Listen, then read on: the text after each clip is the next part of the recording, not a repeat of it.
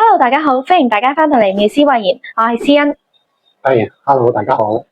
今日好榮幸請到黃大仙區議員莫建榮先生嚟做分享。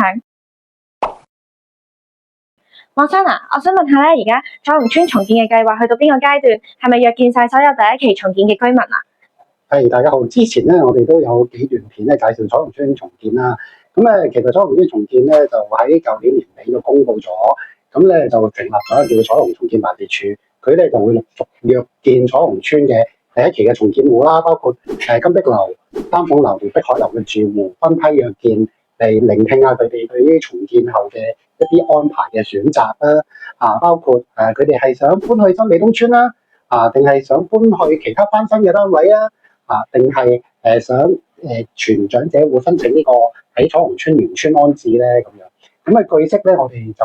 要求佢哋交一啲數據俾我哋嘅個區議會。咁房屋署回覆咧都約咗超過80%嘅重建戶啦。已經知道佢哋嘅訴求係想點樣調遷、點樣安排。而其中咧有超過50戶嘅長者戶咧係想申請喺原邨再呢個重置嘅。咁嚟到下一階段咧，我哋希望咧可以除咗全長者戶之外咧，可以俾一啲單身獨居嘅長者有啲特別需要嘅咧，都可以留翻喺彩虹邨原邨安置。咁彩虹重建社區服務隊咧已經成立咗啦，佢哋嘅工作其實係咩咧？係啦，咁其實嘅彩虹邨喺成個重建嘅過程度咧，就房屋署撥咗啲資源嘅，就公開招標啦。就成立咗一個叫彩虹社區重建隊，就協助呢啲居民嘅。咁佢哋嘅服務應該都會好多元化嘅。咁啱啱喺1個月前咧就完成咗個招標。咁佢哋嘅辦事處咧就喺彩虹邨嘅翠屏樓已經成立咗啦。咁亦都有同我哋做一啲接觸交流嘅。咁我哋有啲特別嘅重建戶遇到困難嘅個案，就可以轉介俾佢哋啦。咁據悉佢哋可能提供一啲心理嘅輔導或者一啲搬遷，如果係即係啲居民係比較年老體力唔夠嘅，可能佢哋有啲支援或者一啲社區嘅工作坊介紹翻一啲重建嘅進度或者一啲最新嘅資訊亦都可能喺將來比較接近呢個新美東邨落成嘅時間咧，係做一啲參觀團啦，去介紹當地嘅環境啦，咁等啲居民咧早日可以適應。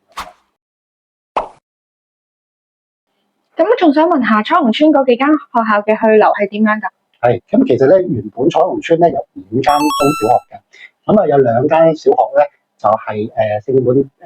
聖十架小學啦，而家叫做就係由原本嘅日修同埋靜山小學合併，就搬咗去啟德㗎啦，早幾年。咁所以而家重建嘅第一期咧就會拆卸呢2間舊嘅校舍啦，增加個重建地盤嘅面積啦。咁另外咧有一間叫基華小學嘅，咁基華小學咧據悉咧就喺重建計劃公佈之前咧，已經批咗俾佢哋喺原邨咧就會重建一個新嘅校舍㗎啦。咁至於重建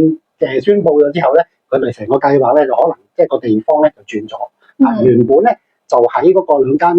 搬走咗嘅日修同埋靜山小學度重建佢哋嘅校舍，而家可能要另覓地方都喺彩虹邨就有新嘅校舍，即係俾嗰間小學啦，即係咁就其實小學就可以做到原邨重置嘅，要符合嗰個即係原小學嗰個原就地原地呢個上學嘅一個方便嘅原則係啦。咁但係嗰2間中學咧，而家有彩虹天主教中學啦，同埋聖保德中學啦，嗰2間咧仲係同教育局協調緊究竟係點樣安排咧？係咪要搬離本邨咧？咁我哋其實都幫佢哋約個房署去傾呢樣嘢嘅，同埋教署傾呢樣嘢嘅，因為我哋覺得咧2間校舍都比較舊嘅成個彩虹邨重建咗之後，如果仲有2間舊嘅校舍咧，可能個配套同埋個規劃咧就唔係咁完整啦。新嘅屋邨配舊嘅學校咁所以如果係將2個學校都可以重建或者重置喺其他地方納入呢個重建地盤咧，成個彩虹邨新彩虹邨嘅規劃咧將會更加之完善。當然嘅前提咧就係要點樣去安置呢2間學校啦。咁但係大家都知香港嘅出生率比較低所以而家好多學校都要合併嘅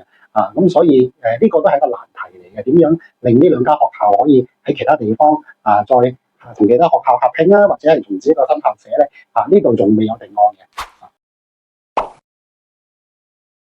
咁仲想問下莫議員，點解想爭取呢一個彩虹新型服務設施大樓嘅咧？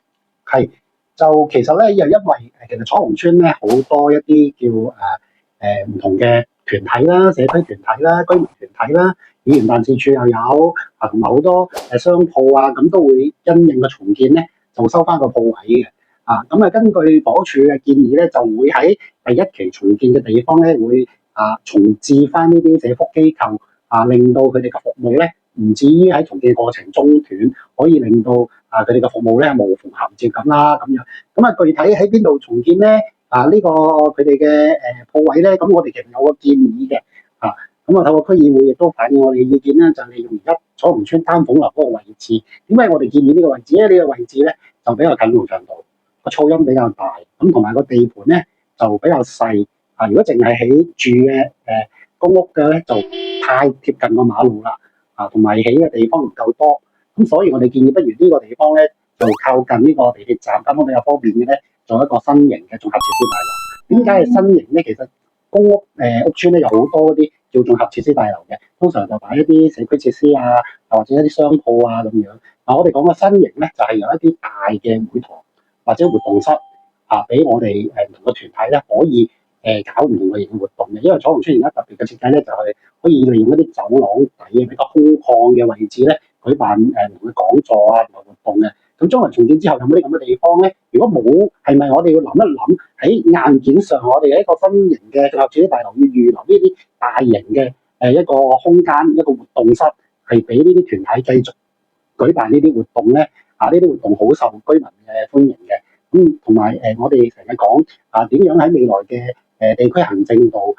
提供啲多元化嘅服務，增強居民嘅幸福感、獲得感。我覺得硬件上要有呢個準備，要有呢個配套趁住重建呢個契機，可以考慮點樣將一啲新型嘅設施擺喺呢個綜合設施大樓。明白。多謝晒莫議員今日嘅分享，相信居民對於彩虹邨重建計劃有咗更加深嘅認識。咁如果大家中意呢條片嘅話，記住喺下面留 comment 同埋 like 呢一條片 share 俾你嘅朋友，